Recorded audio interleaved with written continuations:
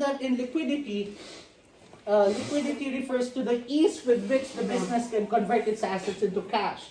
So remember, we have identified the most liquid asset. What is the most liquid asset? Cash, which may be in the bank or on hand. When we say cash on hand, it's available. It's within the premises of the firm. Well, for cash in bank, okay, the cash is in the bank. Okay, so you can issue a check for it to be converted to cash. Now, the next most liquid asset is, what is the next most liquid asset? Check. Check is cash in bank. Okay, so remember our current assets. What are our current assets? Cash. Stock. What else?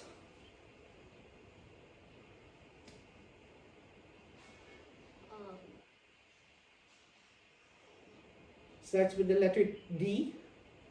Debtor. Okay, debtors. Oh, Okay, debtors. Okay, so debtors. Debtors is the next most liquid asset. Why?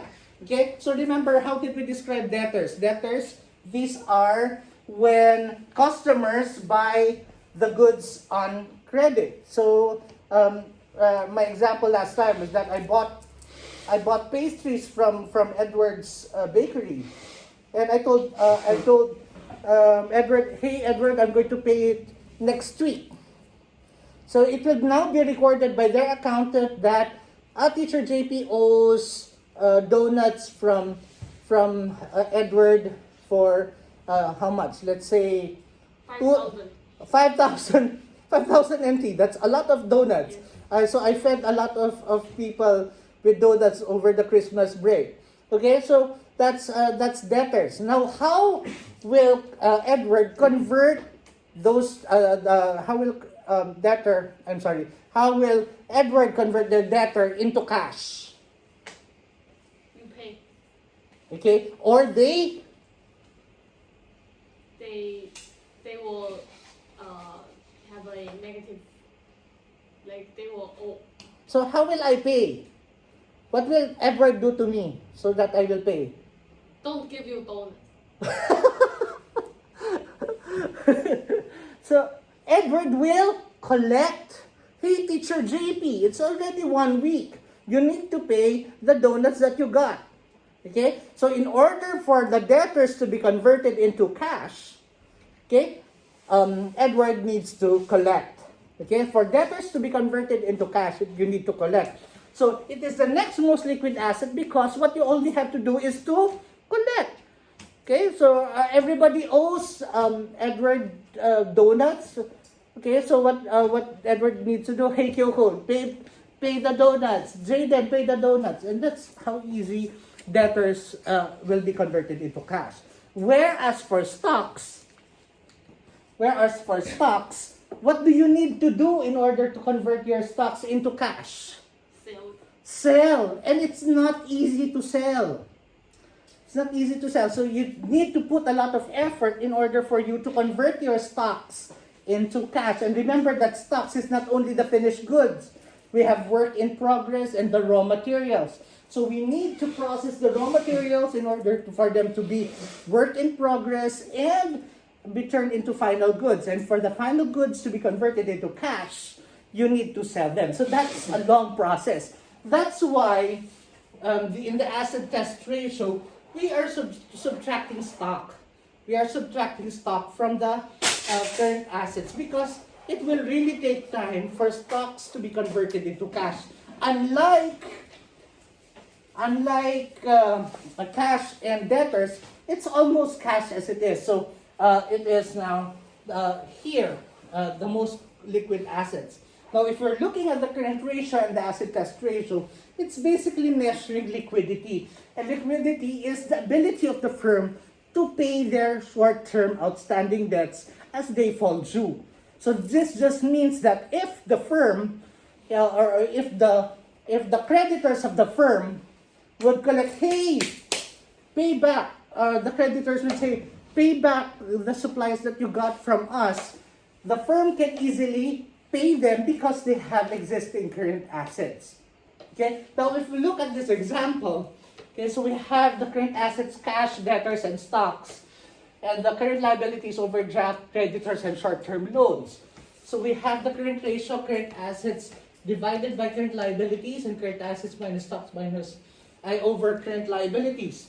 Now the current ratio is 1.36. Okay, so this means that the firm has $1.36 for every $1 of debt, $1 of current liabilities. So this means if those who the firm owes to would say, hey, I need the $1 back. Okay, I need the $1 back. The firm can be able to pay because he has $1.36. Okay, so that's just how current ratio is interpreted. For the asset test ratio, it's 0.52. This means that the most liquid assets of the firm only covers 0.52 of the current liabilities. Okay, is that good? No. No. Okay, so this means that for the asset test ratio, the nearer it is to 1, the better. Okay, the rule of thumb for the asset test ratio is if it's nearer to 1, the better. For current ratio, the farther it is to 1, the better. Okay, so this means that looking at the formulas, numerator and denominator. If we increase our assets, what will happen to our current ratio? It will increase because they have a direct relationship. But if it's current liabilities, it's in the denominator. If we increase our current liabilities, what will happen to our current ratio? It will improve or worsen. Worsen.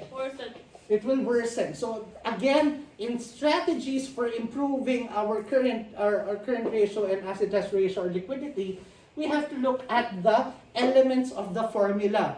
Okay, so we can do it exclusively, an increase in the current assets and the current liabilities remaining the same. That would result in a current ratio increasing.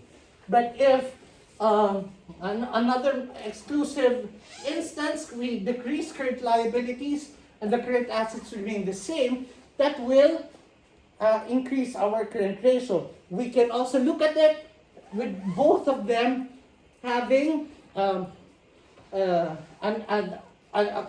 current assets increasing and the current liabilities decreasing, will actually improve our current ratio. Now, we have to look at the elements of the current assets. Okay, so we're looking at strategies to improve our current ratio. With the first instance, increasing our current assets. Okay, so what are we going to do so that we can increase our cash? Sell stocks. Yes, sell stocks. Correct. And what do we need to do to increase our stocks? Sorry? What do we need to do to increase our stocks? Amount of stock? Yes. So remember that stocks, we have these are including raw materials, work in progress, finished goods. Okay, so these are all stocks. Okay, so what do we need to improve our stocks is to get more raw materials and manufacture them into goods. Okay, so that's one strategy looking at current assets. How do we increase our debtors? Okay, so what happens is that if we increase our debtors, cash would fall. Okay, so basically the current assets would be more difficult to manage as compared to the current liabilities. Okay, so we can look at it as decreasing our current liabilities, especially that both ratios have denominators of current liabilities. So if we look at the current liabilities, what basically do we need to do with these current assets, current liabilities? Pay the things. Yes, correct. Pay the creditors, pay the short-term loans, okay, and reduce the use of overdrafts. So remember that overdrafts are very expensive. Okay, overdrafts are very expensive. The interest for overdrafts is very high. So firms should avoid overdrafts because it will increase the interest expense that is recorded in the profit and loss statement. Okay, so we can manage better our current liabilities by paying off our existing debts. That is, again, if we pay off our current liabilities, our working capital will decrease. Because what do we need to pay our creditors with? Of course, cash. What are we going to do? What are we going to pay short-term loans? It would need our cash again to pay this. So a decrease in the current liabilities would also decrease our cash. So there should be a good balance. Okay. Again, in the IB, if you will be asked how to improve the in the IB exams. I mean, in the IB exams, if you will be asked for strategies to improve, you can again the instances that you will decrease this will definitely affect the current assets because they will also decrease. But the thing is, in the IB exams, they're just looking at how critical you think. Okay, so just by identifying the strategies on how to decrease this would already be suffice. Okay, the IB examiner is not will not expect you to look at it in all perspectives. Okay, by just giving, say, instances on how to decrease the current liabilities is already good, and giving instances on how to improve the current assets is already enough. Okay?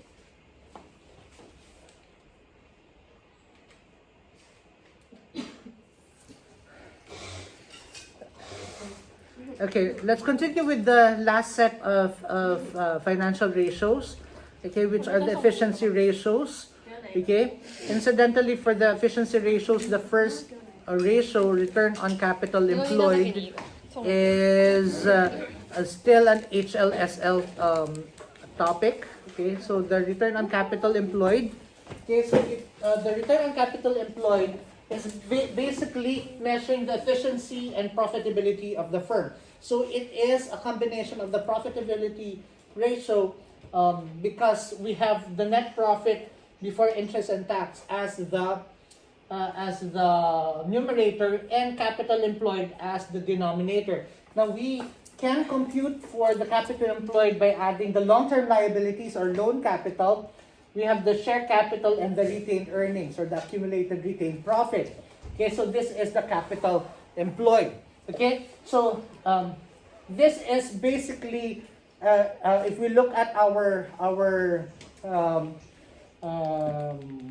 balance sheet, it is actually the total assets. Okay, total assets. Okay, so if you look at the balance sheet in the IB exams, we're just adding share capital, retained earnings, and long-term liabilities, and it will be equal to total assets. Okay, total assets. Okay, so instead of computing all the capital employed, you can just refer to the total assets. Now, the return on capital employed is computed as net profit before interest and tax over capital employed. So what is this measuring? Okay, this is just measuring how well the firm has used their capital in order to produce net profit. Okay, it is measuring how well the firm has used their capital in order to produce net profit. Now, if we look at an example, okay, the return on capital employed is 20%. Okay, again, there is no rule of thumb here, particular threshold in order for this to be a good ratio. But the thing is, okay, if the firm was able to convert 20% of their capital into net profit, it's already good. Okay, so again, the higher is, the better. Okay? The higher it is, the better. So it means that they are efficiently, okay, 20% is good. They have efficiently used their capital in order to produce a net asset or net profit of 700,000. Okay, now how to improve this? Again, looking at the elements of the formula: net profit and capital employed. Okay, we have talked about improving net profit from the profitability ratios earlier. For capital employed, looking at long-term liability, share capital, and retained earnings. So our goal here is to improve share capital and the retained earnings. Okay, retained earnings coming from the profit and loss account. Okay, so this is the retained coming from the retained profit in the profit and loss. So these are the part of the profit that was retained in the firm. And share capital, how can we improve share capital? We sell more shares of stock so that it will improve our share capital. But then again, if we increase our capital employed, what will happen to our return on capital employed? They have an adverse relationship, so it will decrease. So we can just concentrate on improving the net profit, therefore. Okay? So that's for return on capital employed. Okay? Now for the next few slides, these are HL topics, and these are HL ratios. Okay, so we have debtor days. So debtor days is just the number of days the firm can collect from their customers. Can you ask a question? Yes. What is equity?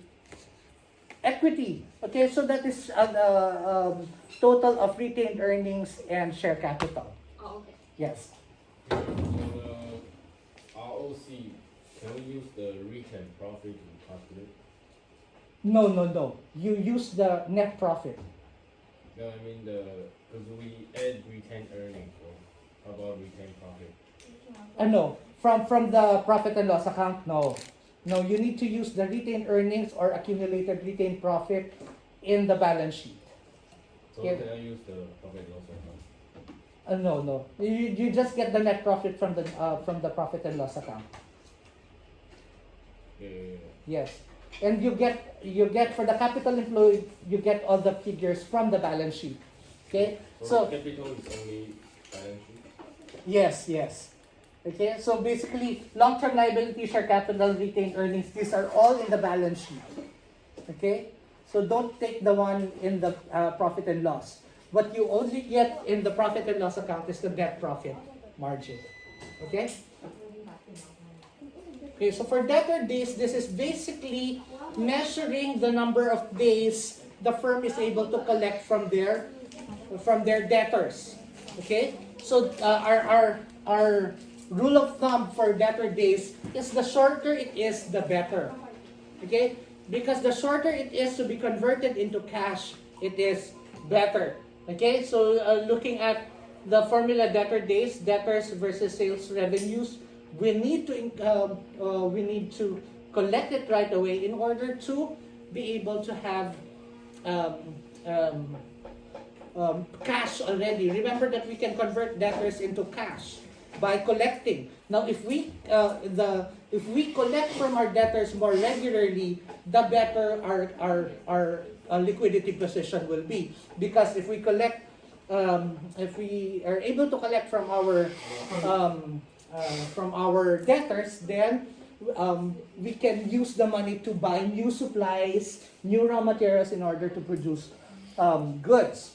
Okay, so that's for creditor days. Debtor days.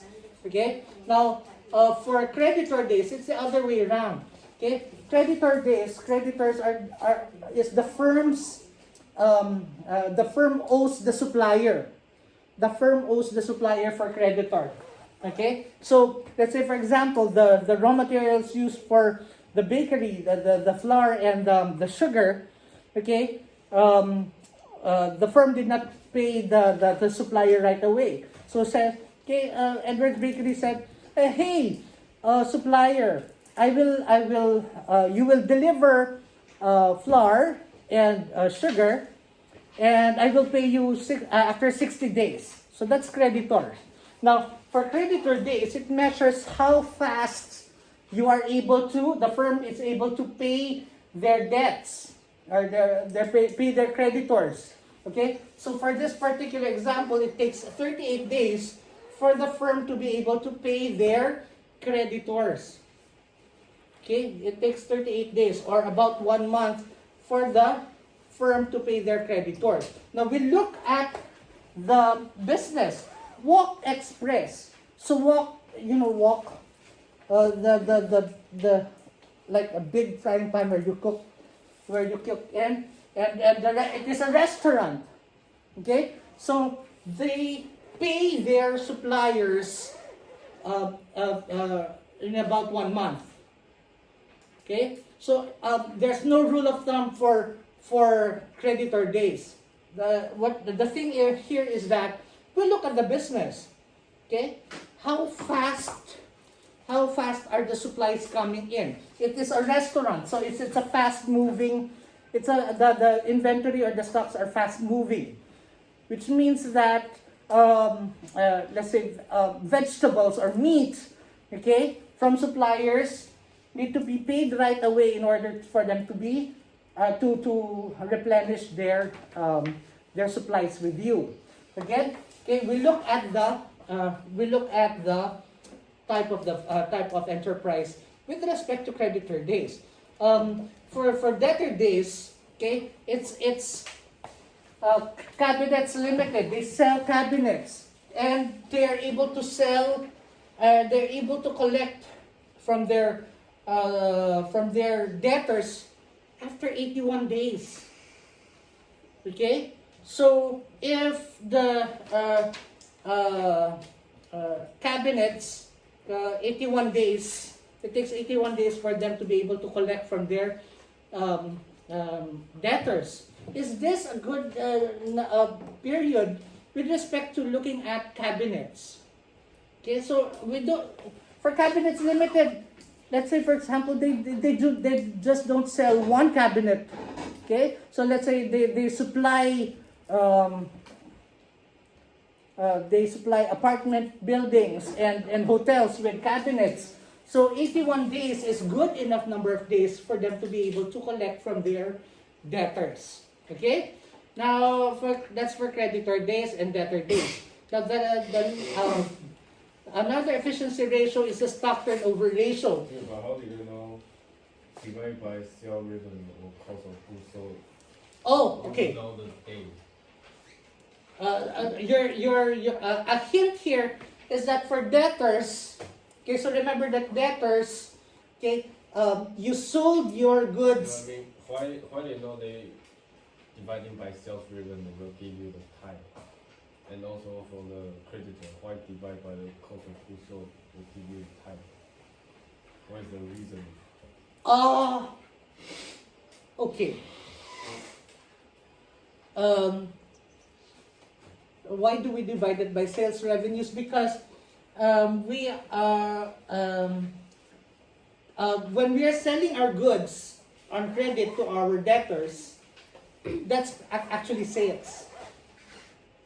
It's sales, but we were not paid in cash, so that's why it's under creditors. Okay, so that's the concept behind it. Okay. There will be just a percentage of debtor only. It's when you divide them, they just means the percentage of debtor. yes. What is the percentage of the sales revenues that were not paid? And then why it will be a day? Why it will be the number of days? Because you want to know how long the debtors will pay there, or how long you will be able to collect from your debtors. Yeah, I mean, how come the debt ratio can be used for the days is not logically correct? You use the percentage of debtors to find the number of days required. Okay, so I did not come up with these ratios. Okay,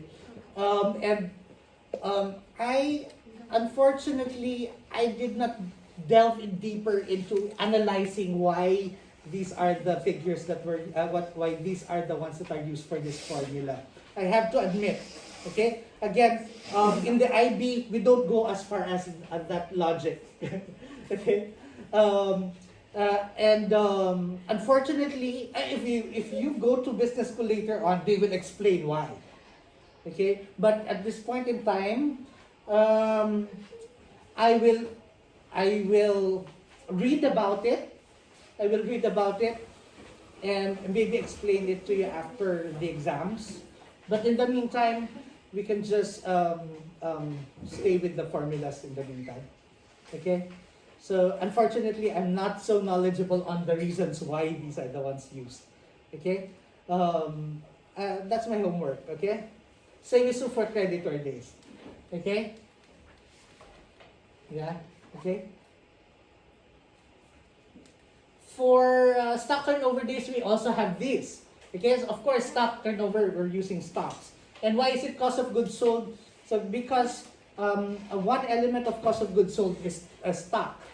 Okay, so remember that stock does not only include the finished goods, but we also have the raw materials and the work in progress. Now, in higher accounting, cost of goods sold is computed including the opening stock and the closing stock. So there's a more complicated way of computing for the cost of goods sold. But in the IB, they just supply us the figures for the cost of goods sold. Okay, so we are multiplying it by 365 because we're computing for the number of days it takes for the firm to be able to sell their stocks. Now, if we look at the firm, it's a construction company. Okay, and it takes 122 days for them to sell their stocks and restock. Okay, to sell their stocks and restock, which means that their stocks are not fast moving, and it's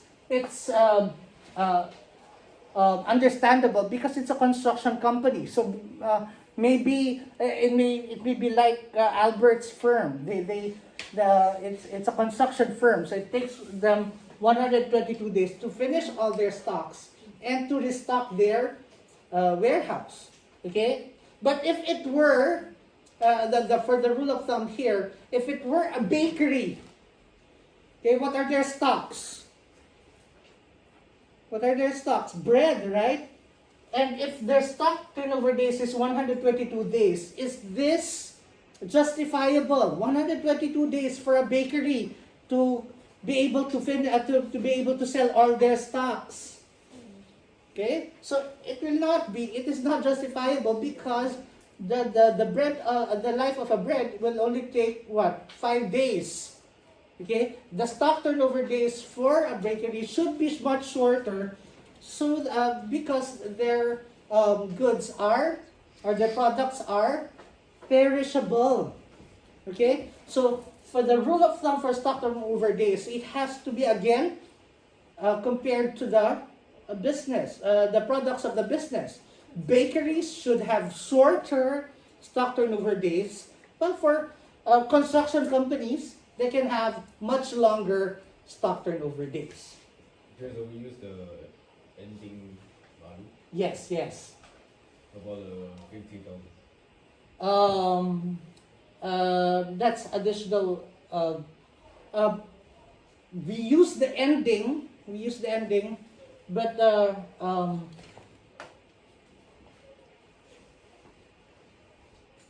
it should be. Wait. It should be opening minus ending. So this should be 30,000. 30,000 divided by 60,000. Okay, let me change that. 50 minus 20, because we're subtracting opening from closing. Opening stock minus closing stock. Okay, based on our formula sheet. Okay, our formula sheet, we are opening